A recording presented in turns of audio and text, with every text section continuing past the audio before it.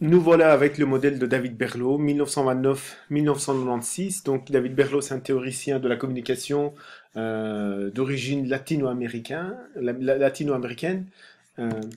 Euh, David Berlot, c'est qui? C'est, ben, effectivement, on connaît son modèle aussi via le nom SMCR. C'est source, message, canal, récepteur. D'accord? SMCR.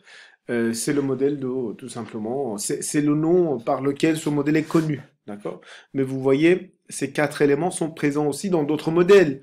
Mais bon, on connaît son modèle avec cette abréviation SMCR. Alors, son modèle est principalement intéressant parce qu'il nous propose une analyse détaillée. Une analyse détaillée, principalement sur l'aspect psychologique, mais aussi l'aspect, disons, sociologique ou l'aspect contextuel. Donc, on a à la fois une préoccupation micro et macro. D'accord? Et vous allez voir pourquoi je dis cela. Donc, modèle adapté pour l'analyse de la communication interpersonnelle et de masse, bien évidemment. Donc, notamment, pourquoi c'est adapté pour ces deux types d'analyse, pour ces deux types de niveau d'analyse, tout simplement parce que une source ou voire même un récepteur, de toute façon, ça peut être à la fois un individu, un groupe d'individus, mais aussi une organisation, une institution, etc. Donc, dans ce modèle d'analyse, on peut imaginer les différentes modalités de sources, les différentes modalités de récepteurs en termes d'individus, de groupes, mais aussi d'institutions. Et à chaque fois, on s'intéresse à la personnalité, d'accord?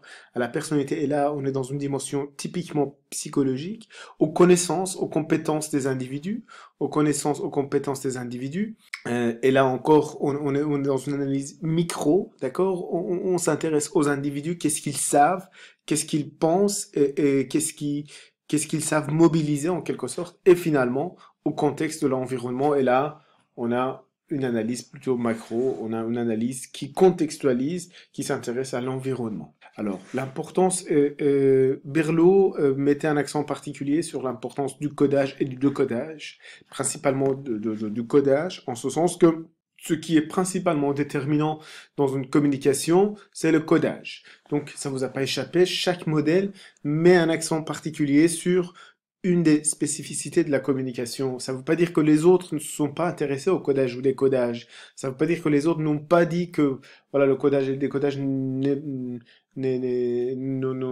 sont pas importants. On a bien évidemment parlé du codage et décodage, même dans les premiers modèles, n'est-ce pas? On a parlé du codage sémantique, du décodage sémantique. Mais ici, voilà, en tout cas Berlot, c'est le nerf de la guerre de toute communication, c'est codage et décodage. Donc c'est ce processus-là qui détermine en quelque sorte les qualités d'une communication, qu'on peut dire, voilà, c'est une communication qui est réussite ou c'est une communication qui a échoué, qui n'a pas, qui a été compliquée, voire impossible, à cause de ce problème de codage et décodage. D'accord? Et effectivement, dans son problème codage et décodage, il s'intéresse à ces deux dimensions verbales, non verbales, à la dimension sémantique et à la dimension gestuelle, à la dimension comportementale. D'accord? Nous y reviendrons sur ces deux dimensions dans l'école Palo Alto. Donc, c'est effectivement quelque chose de très important. Alors, voici le modèle de Berlot. Donc, on voit effectivement source, message, canal, récepteur, SMCP, pardon, SMCR, d'accord? Et avec ces deux processus de codage et décodage qui sont importants pour nous. Et donc, nous allons étudier à chaque fois, au sein de la source, au sein du message, au sein du canal et au sein du récepteur, ces différents éléments d'analyse, d'accord? Ces différents éléments d'analyse qui sont des éléments extérieurs qui déterminent en quelque sorte la qualité de la communication, d'accord? Ces éléments extérieurs, effectivement, influencent la communication, toute communication. Ils peuvent être des savoirs, des compétences, des cultures, des codages et des codages individuels, en tout cas de la source, d'accord, de la source, mais aussi du récepteur d'un autre côté. Et on s'intéresse aussi notamment au système et aux cultures des systèmes, des sources et des récepteurs. Alors, pour chaque, disons, pour chaque étape de la communication, donc on commence par la source et on commence par l'émetteur. Et qu'est-ce que Qu'est-ce qui nous intéresse dans l'analyse de l'émetteur? Quand on doit analyser la source, à quoi on doit s'intéresser? Je voulais aussi préciser le fait suivant, c'est que tout ce qu'on fait ici, effectivement, c'est intéressant pour l'analyse de la communication, tout ça, mais réfléchissez en termes d'élaboration d'un modèle théorique dans votre mémoire, dans vos travaux. En tout cas, ce sont des théories que vous pouvez mobiliser tantôt pour une situation et tantôt pour une autre situation pour faire vos travaux individuels, pour faire votre travail de TFE. Donc, quand vous allez par exemple analyser une communication donnée, un message à transmettre donné, ben oui, vous vous dites, voilà, qui est l'émetteur, qui est la source, et je vais m'intéresser notamment à ces différents éléments de la source. D'accord? Donc voilà, vous avez une grille d'analyse prête à penser, vous n'êtes pas obligé de commencer à réfléchir à une grille d'analyse par vous-même, et ça peut vous intéresser dans cette direction. Alors, par rapport à l'émetteur, qui est l'émetteur? Ben oui, on a dit que l'émetteur et le récepteur, ils peuvent être à la fois une personne, une organisation et une institution sociale. Et un groupe d'individus, tout simplement. Alors, cet émetteur, cette source, a des compétences, a des capacités. Il peut faire des choses, il ne peut pas faire des choses, ok? Il peut parler, lire, écrire, écouter. Donc, toutes ces compétences, on devrait les prendre en compte dans l'analyse de la communication. C'est vrai que, jusque-là, on n'avait pas une analyse dans ces termes-là. D'accord? On n'avait pas une analyse qui s'intéressait de cette façon-là, compétences ou capacités de l'émetteur. Mais, et là encore, on est dans une analyse principalement, je dirais, de type psychologique, et là, on s'intéresse aussi à son attitude. Et vous voyez, l'attitude, quand on propose une analyse en termes d'attitude, on est très, disons, on a une vision très psychologisante, hein, d'accord? Donc l'attitude, c'est vraiment peut faire l'objet de beaucoup d'interprétations différentes, voire contradictoires. Et notamment en termes d'attitude, il nous propose notamment, il dit bah oui, il faut s'intéresser à l'attitude de l'émetteur et du récepteur. Ben, notamment un communicateur, à savoir un professeur, il veut enseigner, d'accord? Mais dans son attitude, il enseigne d'une certaine façon, et cette façon-là, et dans cette façon-là, il veut aider. Il veut aider qui? L'étudiant. D'accord? Il a une attitude aidante, en quelque sorte. Ok? Alors, le savoir, le contenu maîtrisé par rapport au message à communiquer, c'est pas la culture générale, c'est pas le savoir général, mais c'est le contenu, tout simplement, le contenu du message, en quelque sorte, le contenu que l'émetteur maîtrise. D'accord? Ce qu'il sait doit transmettre. Ensuite, le système social dans lequel l'individu, l'organisation ou le groupe d'individus est inclus. Et donc, dans ce système social, ça peut être une classe sociale, une société, une famille, un quartier, etc. Ça, c'est la catégorie en tant que telle. Et après, en même temps, on s'intéresse à la culture de cette catégorie d'individus. C'est-à-dire à la culture du système social, aux représentations collectives, aux valeurs, en quelque sorte, de cette, euh, de cette catégorie d'individus. D'accord? Donc voici pour l'émetteur. Alors pour le contenu, tout ce que le professeur dit pendant la séance de cours est considéré comme le contenu. D'accord? Si vous voulez, le contenu, c'est le message. D'accord? Proprement dit.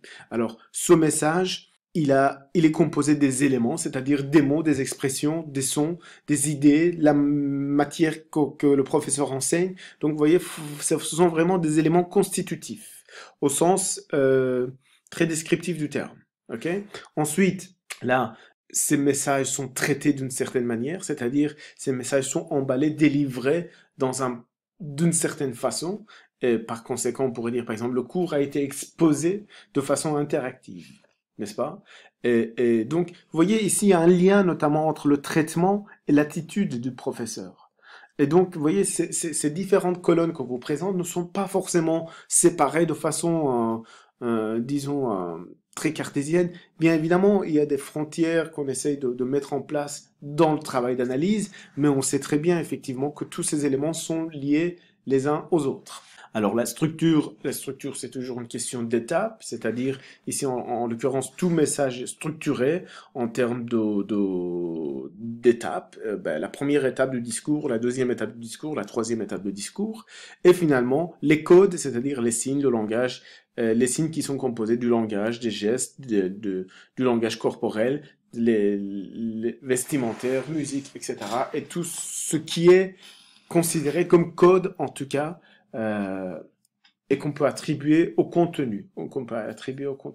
Euh, que dire encore à ce propos? Rien, c'est tout. Ben, on y reviendra de toute façon dans un travail d'analyse, comme ça serait plus explicite. Voilà, le canal, ben, ce sont les cinq sens. Les cinq sens, en ce sens que vous avez notamment l'ouïe, la vue, donc ce sont les deux éléments les plus connus, je pense que j'ai même pas besoin d'expliquer ça.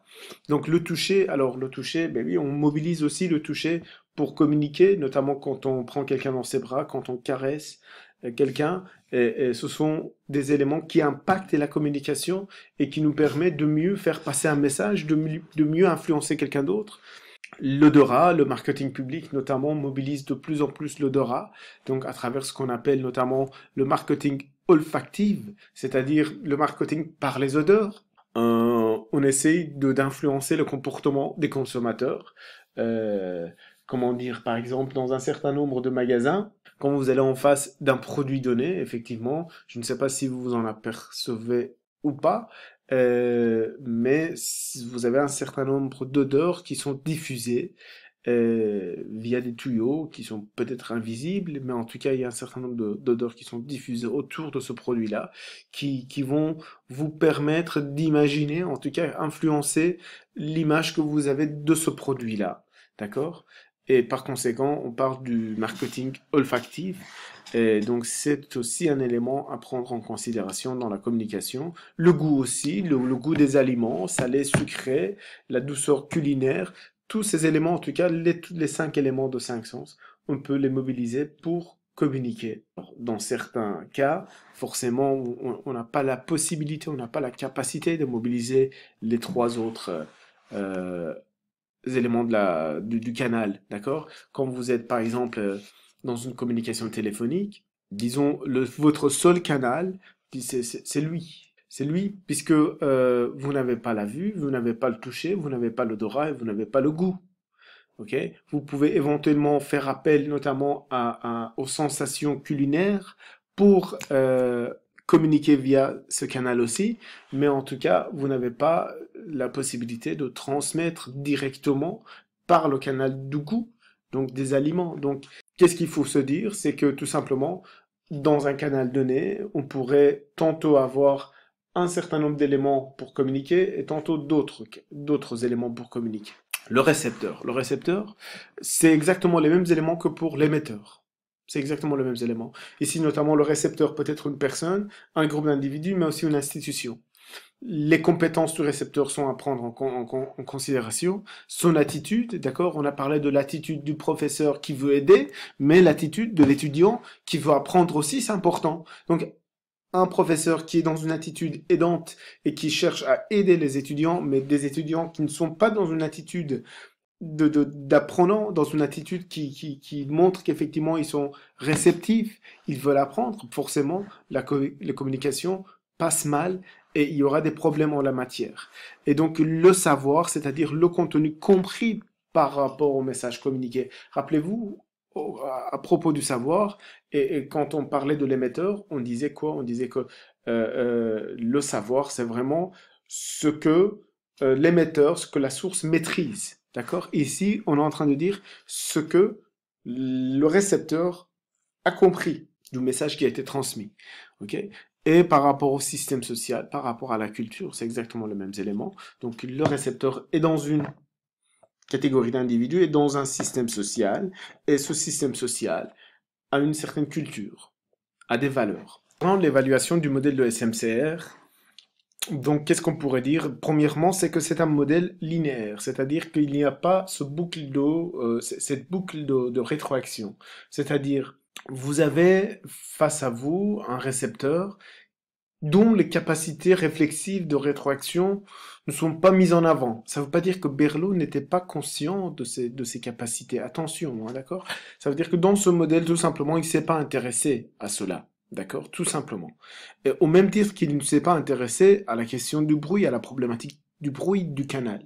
D'accord? Du bruit qui empêche le passage du message dans le canal. D'accord? Ça ne veut pas dire qu'il n'était pas conscient de ces problèmes. Il était tout simplement, voilà, et il a élaboré un modèle d'analyse qui n'a pas pris en considération ces éléments-là. Et par conséquent, disons, c'est un modèle de communication qui considère une communication comme étant possible, comme étant efficace, que si les deux niveaux, les deux communicateurs, la source et le récepteur sont au même niveau, partagent les mêmes codes. C'est pour cela aussi qu'il met un accent particulier sur la question du codage et décodage. D'accord?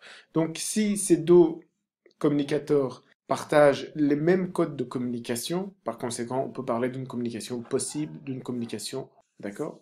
Et donc, comme on l'a dit, le problème de ce modèle, c'est que ça ne convient pas à l'analyse des situations où il y a une boucle de rétroaction, c'est-à-dire un, un feedback dans la communication.